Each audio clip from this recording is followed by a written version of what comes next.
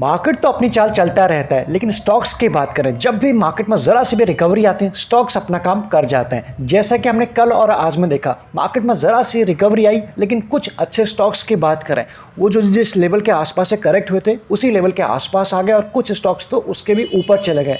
ऐसे में हमें क्या करना चाहिए? जब भी हमें मार्केट में अच्छी करेक्शन देखने को मिलती है और हमें कोई अच्छा स्ट्रॉन्ग शेयर इंपॉर्टेंट लेवल के आसपास मिलता है, तो हमें उस वक्त थोड़ा थोड़ा करके उसे ऐड ऑन करने की तरफ ध्यान देना चाहिए। अगर हम सोचेंगे या हम बॉटम पे लेंगे या फिर उस दिन लेंगे जिस दिन कोई भी इवेंट नहीं रहेगा, कोई भी न्यूज़ नेगेटिव नहीं रहेगी, शायद ये दोनों दिन आएंगे नहीं। इसी के साथ शुरू करते आज का मार्केट, जिसका नाम है मार्केट समरी।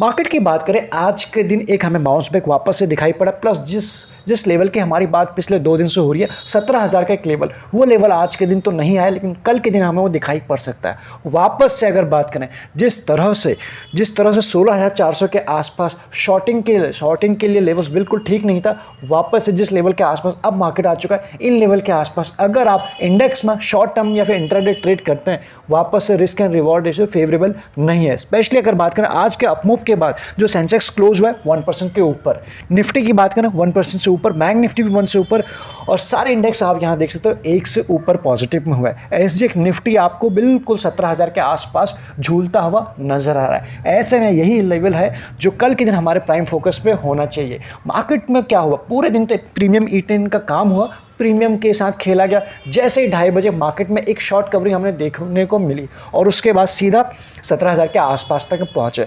अब ये लेवल के आसपास मेक और ब्रेक का लेवल है। इस लेवल के आसपास जो कल और आज के दिन में अपमूव आया है, यहाँ पे आपको प्रॉफिट बुकिंग कल के दिन दिखाई पड़ सकती है। स्पेशली अगर बात करें, एक्सपायरी का मूव था 2:30 बजे के बाद, वो आपको कल के दिन उसमें प्रॉफिट बुकिंग दिखाई पड़ सकती है। तो 17,000 के आसपास अगर मार्केट में यहाँ पे प्रॉफिट बुकिंग आती है, तो ऐसे में कौन से ट्रेड लेंगे, किस लेवल के आसपास लेंगे, वो तो हम चार्ट पे देखेंगे। लेकिन global market as of now आपको सारे न्यूट्रल दिखाई पड़ रहे हैं, जैसे मॉर्निंग में थे।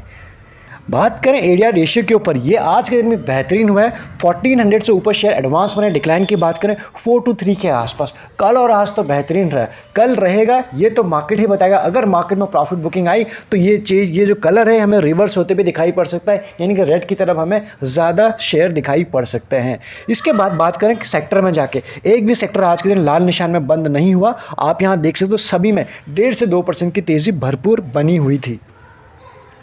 बात करें top gainer, Hindalco, Tata motor, Divi's life and Bajaj finance, ये हैं टॉप गेनर आज के। अगर बात करें बजाज फाइनेंस के ऊपर, कुछ ही दिनों पहले हमारी बात हुई थी कि अच्छे लेवल के आसपास ये मिल रहा है, इसे ऐड ऑन करने की तरफ ध्यान देना चाहिए। मार्केट में उस शेयर करने के बाद नीचे का लेवल इस शेयर ने दिखाया और भी अच्छा एक बाइंग जोन के आसपास आया हुआ था। आपने क्या किया ये आप जानते होंगे।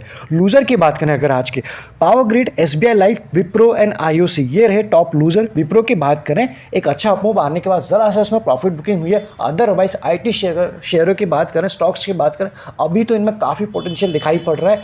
यहाँ से अगर आप इंडेक्स की भी बात करें, IT इंडेक्स में भी अभी तेज़ी आने बची हुई है।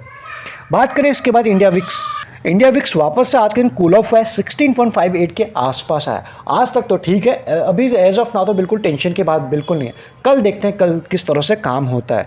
अगर हम बात करें IPO अपडेट की, IPO का सीजन चल रहा है। सबसे पहले बात करते हैं मेट्रो ब्रांड का। आज के दिन इसकी लिस्टिंग हुई थी और लिस्टिंग पुअर थी, जैसे हमारी पहली बात होती है जब भी हम किसी IPO को, जब भी डेट होती है, जब डिस्कस करते हैं। तो ऐसे में क्या हुआ, पुअर लिस्टिंग, डिस्काउंट लिस्टिंग के बाद इसमें एक रिकवरी आई और रिकवरी के बाद आपको टेलीग्राम पर बताने की कोशिश की थी कि इसमें जो स्ट्रैटेजी हो सकती है यहाँ से सेल ऑन राइज की हो सकती है, जैसे मार्केट में एज ऑफ नाउ चल रहा है। अगर कल के दिन मार्केट में डिप आता है तो वापस शेयर आपको डिप लगाते हुए नजर आएगा। तो ऐसे में एक मौका दिया है इस शेयर ने। बाकी अगर IPO की बात करें, उन्होंने तो मौका भी नहीं दिया था, एक बार लिस्टिंग होने के बाद सीधा नीचे ही निकलते गए। इसमें मौका मिला है एग्जिट करने का। ऑल्दो एक अच्छा IPO, लेकिन ठीक ठाक IPO, बहुत ज़्यादा भी अच्छा नहीं। अच्छा होता तो सब्सक्रिप्शन भी उसी हिसाब से होता। लेकिन अगर एज ऑफ नाउ की बात करें, जिन लेवल के आसपास है, इन लेवल से अगर आप कोई भी होल्ड कर रहा है शॉर्ट रन के लिए, तो यहाँ से उसको ट्रेड करना मस्ट हो जाता है।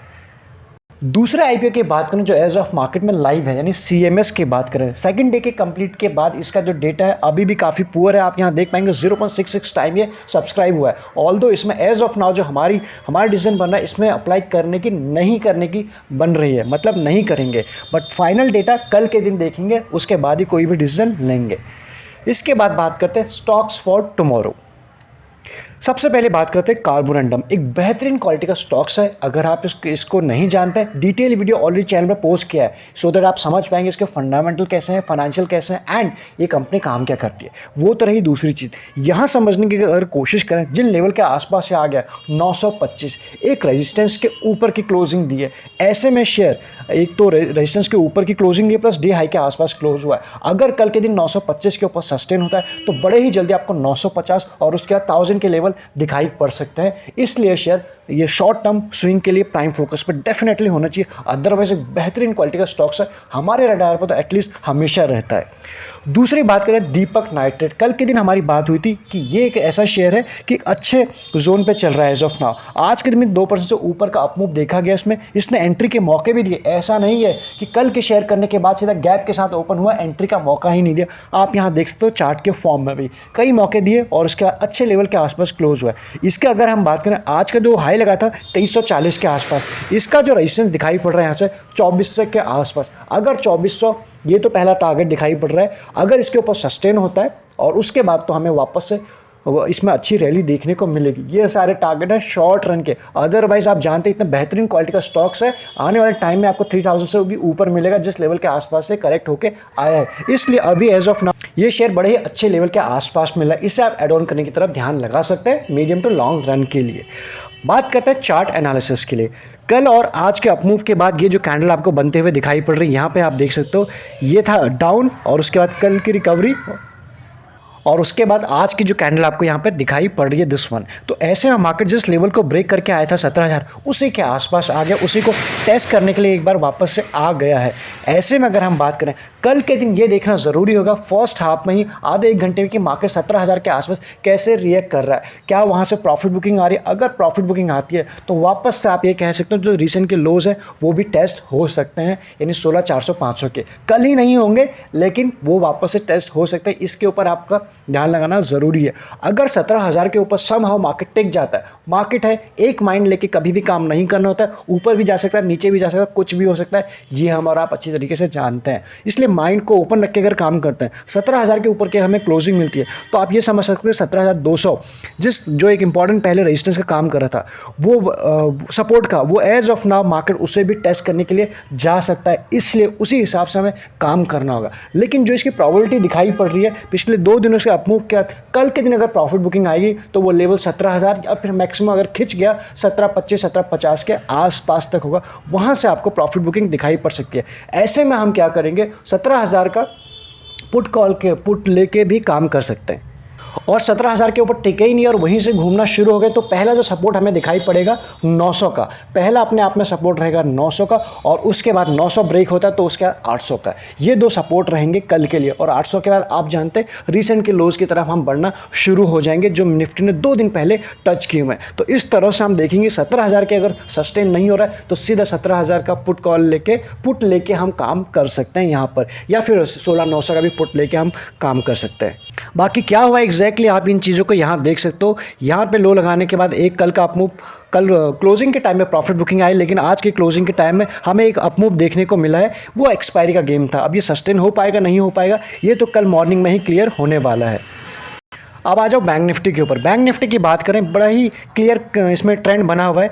इस लेवल को ब्रेक करने के बाद जैसे ही नीचे आया था अपने 200 डे ईएमए को, उसके बाद सीधा नीचे आया था, वहाँ से कुछ रिकवरी होने की कोई कोशिश की इसने, या फिर ये कहें अपने 200 डे ईएमए को एक बार टेस्ट करने ज़रूर रहा है। अगर बैंक निफ्टी का बेस्ट लेवल देखा जाए शॉर्ट करने के लिए तो वह है 35,500 के आसपास या फिर 35,450 के आसपास। उसी लेवल के आसपास अगर कल के दिन जाता है तो वहाँ से आपको प्रॉफिट बुकिंग इसमें दिखाई पड़ेगी, तो उस लेवल के आसपास आपके नज़र होना चाहिए। अगर वापस से बैंक निफ्टी अपने 200 ईएमए के ऊपर क्लोजिंग देना शुरू करता है तो आप यहां से कह सकते हो वापस से इसमें कुछ ऊपर के लेवल दिखाई पड़ेंगे। बट एज ऑफ नाउ जो ट्रेंड बना है वो सेल ऑन राइज का ही बना है, इसलिए कल के दिन अहम रहेगा 35,500 35,450 का लेवल के आसपास मार्केट यानी बैंक निफ्टी कैसे काम करता है। उससे पहले जो हमें सपोर्ट रेजिस्टेंस दिखाई पड़ेंगे वो रफली इसी लेवल के आसपास आएंगे जो आएंगे 35,250 के आसपास। अदरवाइज बेस्ट लेवल, हर चीज़ का बेस्ट लेवल होता है वो है 35,500। उस लेवल के आसपास अगर मिल जाता है वहाँ पे आपको प्रॉफिट बुकिंग डेफिनेटली दिखाई पड़ेगी।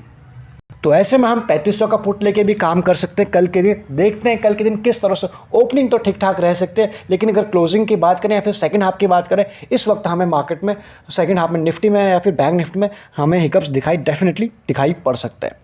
तो मैक्सिमम चीज़ें हमने कवर करने की कोशिश की। बाकी रेगुलर अपडेट के लिए आप चैनल को सब्सक्राइब कर सकते हैं, हमारे चैनल को फॉलो कर सकते हैं। लगे यूजफुल तो आप ज्वाइन बटन भी कंसीडर कर सकते हैं अगर आप कुछ एक्स्ट्रा सीखना चाहते हैं तो। Thank you so much.